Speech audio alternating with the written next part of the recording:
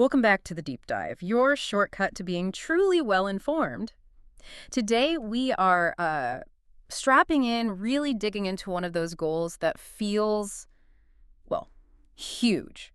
Achieving comfortable fluency in English. Mm, And that word fluency, it's so loaded, isn't it? It kind of suggests this, this linguistic magic trick, you yes. know? Like effortless perfection. Exactly. Seamless, effortless ability. But for so many learners, it feels like this finish line that just keeps moving further away the closer you think you're getting. That's a really common feeling. Yeah, and maybe you're listening and you've just started out. Maybe you're at like ground zero. Or perhaps you've been studying for ages, stuck on that really frustrating intermediate plateau. The B1, B2 level blues. Right. And you're wondering, what's the real truth? How do you actually cross that line into, well, confident command of the language? And the feeling you mentioned, the moving finish line, Mm-hmm. that's precisely what we need to tackle today. Our mission here, using the sources you gathered materials, really designed to, debunk the myths, Mm-hmm. the wishful thinking, is to demystify fluency. We want to offer an honest look, a clear-eyed view of what it really takes, the genuine timeline, which is often, let's be honest, longer than advertised, and the practical, interconnected truths you need to know to achieve not just confidence, but real comfort in English. And I think we absolutely have to start with the definition. Because the whole journey is kind of flawed if you don't even know where you're trying to get, right? If the destination is fuzzy. Precisely. We need to explore what fluency actually is, what it looks like in practice, and maybe what internal mental blocks we need to sort of push past right from the beginning. So let's just jump straight in there. The fundamental question, the one that trips up millions of learners, makes them choose the wrong methods or aim for the wrong goals. It's simply this. What does being fluent actually mean? Okay, let's unpack this. Fluency. Our sources really hammer this home. The perception of fluency isn't some single, fixed thing. Not at all. It's incredibly varied. It depends entirely on who you are, why you're learning. I mean, if you ask 10 different people what fluency looks like, you'll probably get 10 different answers. Absolutely. And that variation itself is one of the first big hurdles, isn't it? It's confusing. Totally. So establishing your own goalposts is crucial. It's the starting point. For, I'd say, a significant number of learners, fluency is really functional, a baseline objective. Like survival mode. Pretty much. Communicative survival. Can you navigate daily life? Have a simple conversation, maybe some small talk with neighbors. Ordering coffee, asking directions. Exactly. Ordering food, handling basic admin stuff, all without, crippling hesitation. Their target is functional independence, getting by comfortably. And that's a completely valid goal, absolutely. But it's miles away from the other end of the spectrum, isn't it? Oh, completely. You think about, say, a corporate executive needing to negotiate deals, or a PhD student presenting research, or even just someone who wants to really engage with complex media like political analysis or academic papers. Right. For them, fluency means something far more demanding. Yeah, it's about discussing really complex abstract topics, things like, I don't know, economic theory or specific industry jargon or nuanced interpretations of literature. And doing it with ease, with precision, with sophistication, often aiming for a level that's pretty close to a highly educated native speaker. That gap, I mean, the gap between ordering that cup of coffee and, say, participating in a detailed board meeting about Q3 financial strategy, it's immense. It's huge. And recognizing where you need to be on that spectrum is essential. It helps focus your efforts. Because if you mix them up, if you aim for boardroom fluency when you just need coffee shop fluency, You'll either burn yourself out trying too hard, or you'll constantly feel inadequate because you're comparing yourself to the wrong benchmark. Okay, so given this massive variation, how do we nail down a working definition, something actionable for everyone listening? What's the core definition our sources point to? Well, the sources converge on a pretty clear, transferable standard. Fluency is defined as the ability to communicate your thoughts, ideas, and feelings. Note this. Effectively and comfortably in English. Effectively and comfortably. Okay, I like that. It's got two parts. Exactly. And then we have to stress the scope here. This applies to both spoken and written forms. It's not just about how fast you talk. Right, not just rattling off words. No, it's about comprehensive, reliable communication across different mediums. That definition feels, well, better. It immediately shifts the focus away from just speed or like having a massive vocabulary towards overall competence and just ease of use. Hmm. So if we drill down into effectively and comfortably, what does that really mean in practice? The sources seem to highlight what 3 functional components learners should track. Yeah, 3 key things. The first is active participation in conversations. Okay, what does active mean It here? means you're not just a passive recipient. You're not just sitting there waiting to answer questions with short, maybe pre-rehearsed answers. You're driving it forward. Exactly. You're an engine in the exchange. You can pivot topics, you can ask insightful follow-up questions, you can interrupt politely if you need to, add new information, Uh-huh. all without feeling like your brain is about to overheat, without that severe mental strain. Okay, component 1, active participation. Number 2.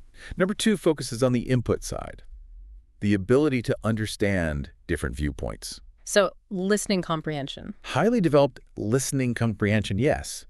But it's more than just words. It means you're not mentally translating word for word. You're grasping the meaning instantly.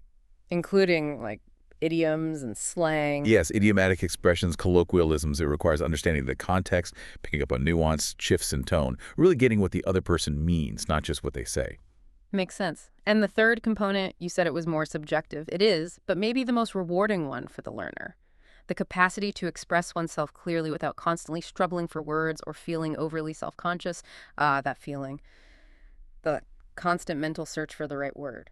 Exactly. That relief from the persistent, nagging mental block where you're hunting for basic nouns or trying to remember verb conjugations, that's the comfortable part of the definition. It's when the language stops being a puzzle. Right, and starts being a tool you just use, effortlessly, or close to it. Okay, now here's where it gets, I think, really interesting and maybe a bit counterintuitive for a lot of learners. We have to talk about the perfection myth. Oh, absolutely. This is critical. I feel like most people have this internal idea that they're not really fluent until they can, I don't know, ace a university grammar test or understand every single obscure word in Shakespeare. For a technical documentary, yeah. Right. What do the sources say about that standard? Is that fluency? The sources are incredibly clear on this, that standard is crippling. And it's false.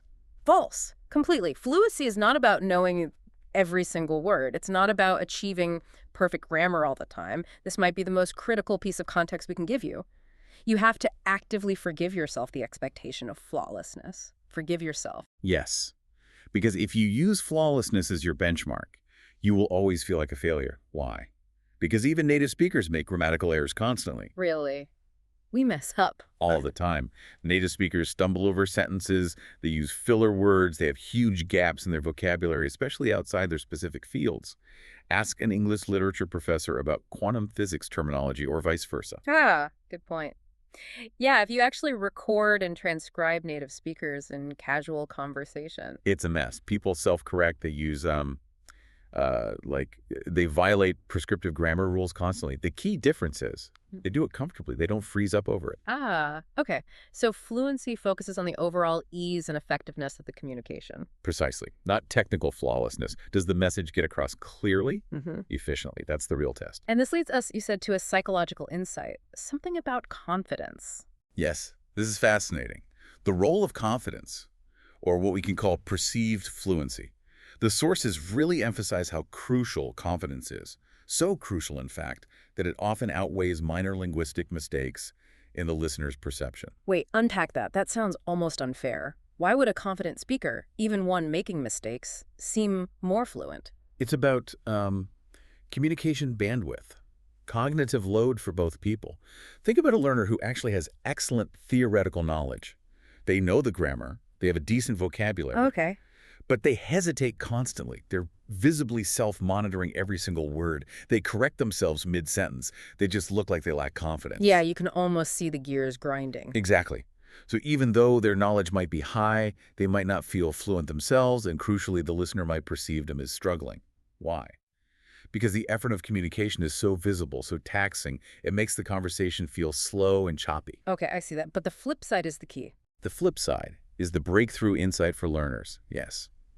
Conversely, think about someone who speaks readily. They just go for it. They have energy, enthusiasm, they maintain good eye contact, a decent pace. Even if they mess up verb tenses sometimes. Even if they occasionally mix up past tense or use a slightly wrong preposition or maybe choose a word that isn't quite perfect, because they're ready to speak, they project comfort and capability. And that's perceived as more fluent. Often, yes.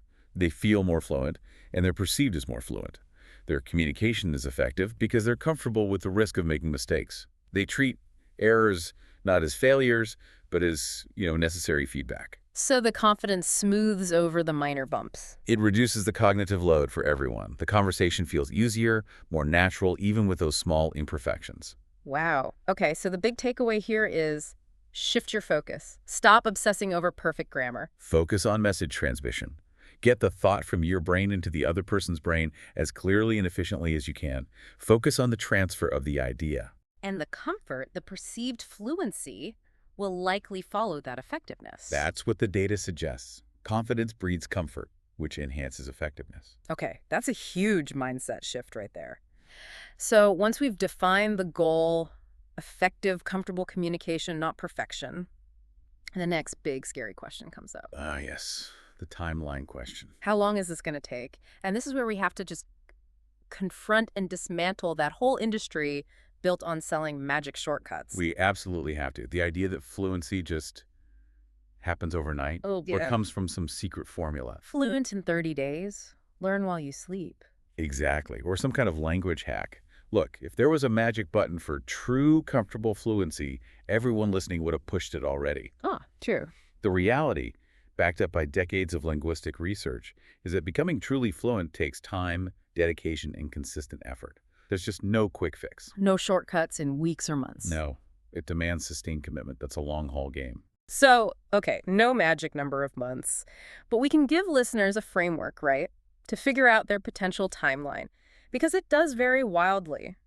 Why does one person reach comfortable conversation in, say, a year of hard work, and another takes 5 years? Right. The sources point to 4 key variables. 4 things every learner needs to honestly look at when setting expectations. Okay, what's the first one? First is the learner's native language, what linguists call the linguistic distance from English. This is huge. Linguistic distance, meaning how similar or different the languages are. Exactly. English is a Germanic language, but it has this massive layer of Romance vocabulary, Latin, French. So if your native language shares similar grammar, maybe similar verb tenses, or a lot of cognates. Cognates words that look and sound similar, like nation and naison. Precisely. If you have those similarities, the transition is likely to be faster. Can you give a concrete example? Sure. A native speaker of Dutch or German, or even Spanish or French, they generally have a smaller linguistic distance to bridge. They share the alphabet, many core grammatical concepts, thousands of root words. For them, hitting comfortable fluency might take, say, a year or 2 of really dedicated practice. Okay, that makes sense. But what about languages that are really different? Contrast that with, say, a native speaker of Mandarin Chinese, or Japanese, or Korean, or Arabic. These languages often use entirely different writing systems. Right, characters versus alphabet. Totally different grammatical structures, like word order might be completely flipped. Learners might need to internalize entirely new sounds, new phonetics. The whole mental framework shift is just more profound. So it takes longer. Consequently, the timeline for comfortable fluency, especially getting reading and writing up to speed, tends to be significantly longer, maybe 3 to 5 years, even with intense study. And importantly, this has nothing to do with intelligence. No, it's just about structural similarity, or lack thereof. Exactly. It's the size of the linguistic bridge you have to build. Okay, variable 1. Native language distance. What's number 2? Number 2 is purely about logistics and, well, sweat equity. The amount of time and effort you dedicate. This seems obvious, but maybe isn't. Well, it's not just about attending a formal class once a week. We're talking total dedicated hours, immersion, daily engagement, active practice. So quantity and quality of time. Yes. If you're putting in, say, 10 hours of focused practice a week, your progress will naturally be much slower than someone putting in 20 or 30 hours of structured, focused effort, including that crucial output practice, speaking and writing. Okay, time and effort, factor 3. Third is the individual's learning style. How are you wired? How do you best absorb information? Like visual learners, auditory learners. Exactly. Some people are highly analytical. They thrive on structure, grammar rules, charts. They like deductive learning rule first, then example. They love the textbook. They do. Others are more auditory or kinesthetic. They absorb best through conversation, through immersion, listening to podcasts or music, watching movies. They internalize patterns implicitly without necessarily needing the explicit rule. So knowing yourself is key. Understanding how you learn best helps you pick methods that actually work for you and accelerate your progress. If you force an auditory learner to just drill flashcards, they'll likely get bored, frustrated, and progress will slow down no matter how much time they put in. Makes sense. Match the method to the learner.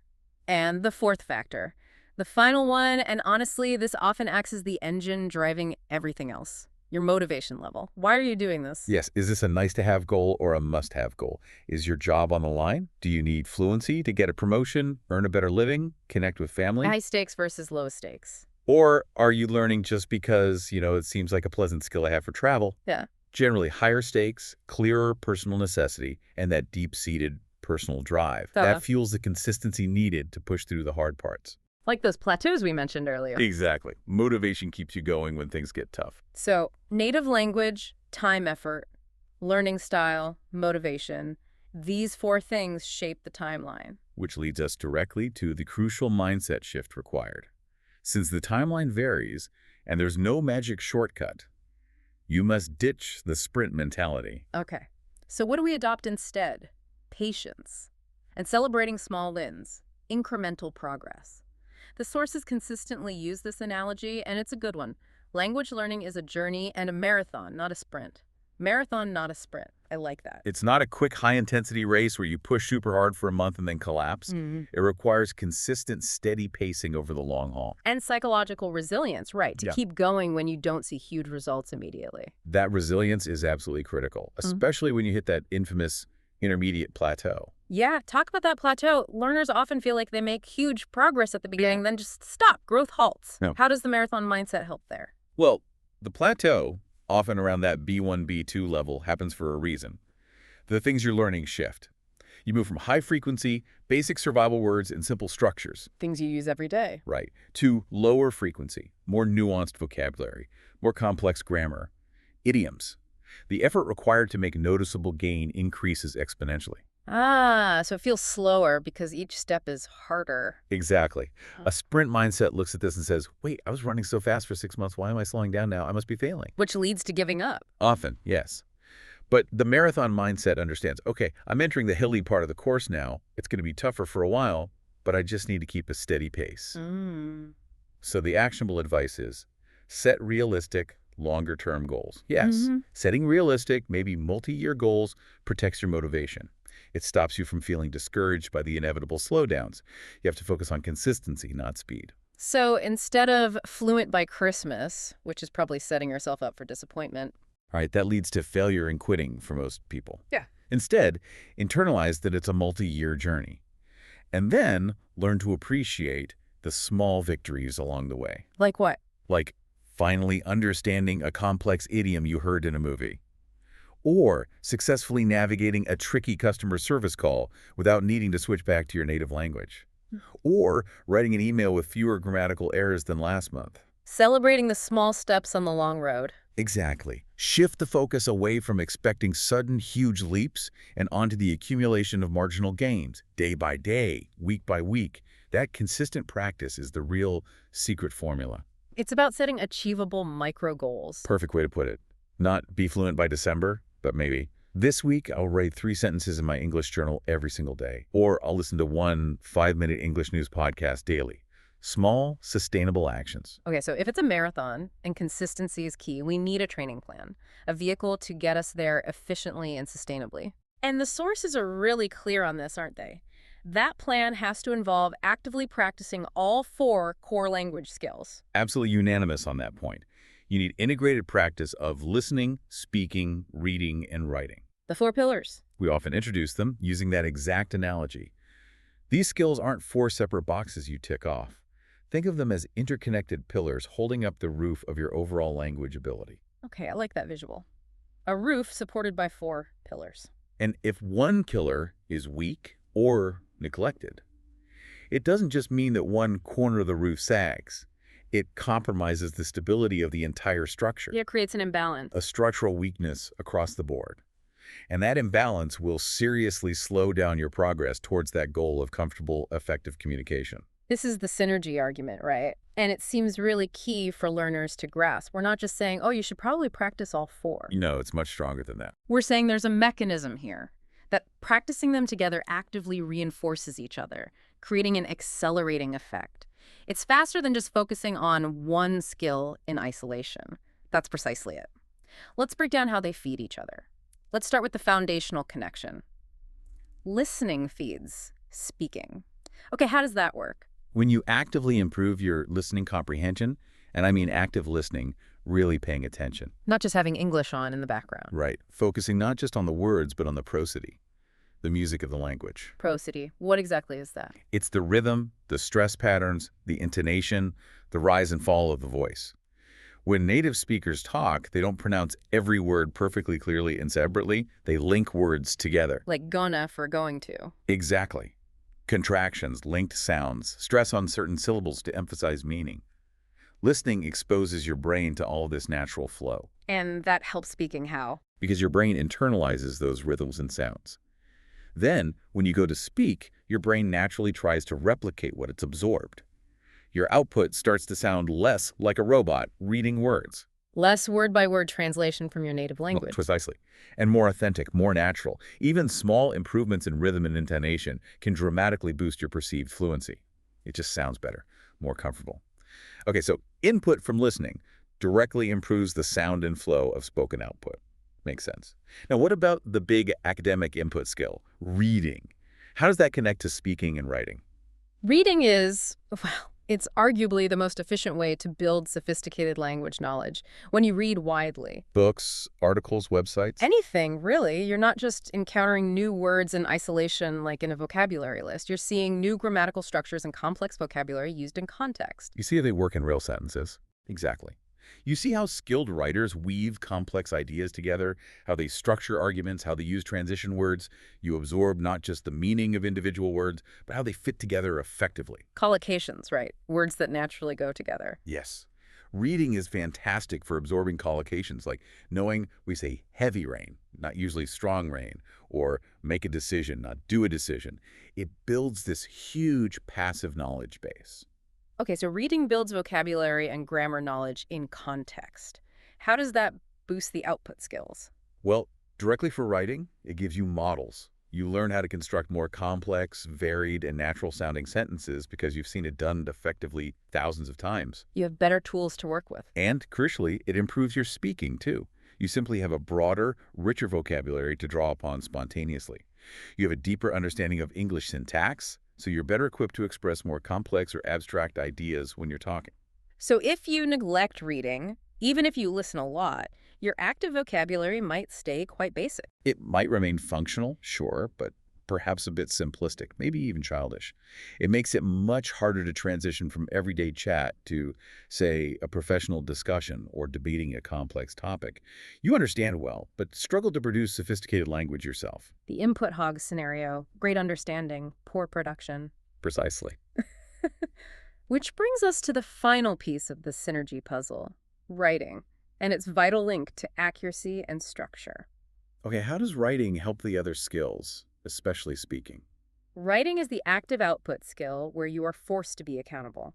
It helps you solidify your understanding of grammar and vocabulary because you have to consciously construct the sentences yourself. You can't just rely on instinct like in fast conversation. Exactly. Speaking happens quickly. You often rely on ingrained patterns, maybe even fossilized errors, mistakes you keep making without realizing it. Because there's no time to think. Right. But writing is slow production. You can pause, you can think, you can look things up if you need to. You consciously build the sentences, focusing on accuracy, on structure, on choosing the right word. It's like a practice lab for grammar and vocabulary. It's precisely that. It's where you consciously work through the problems.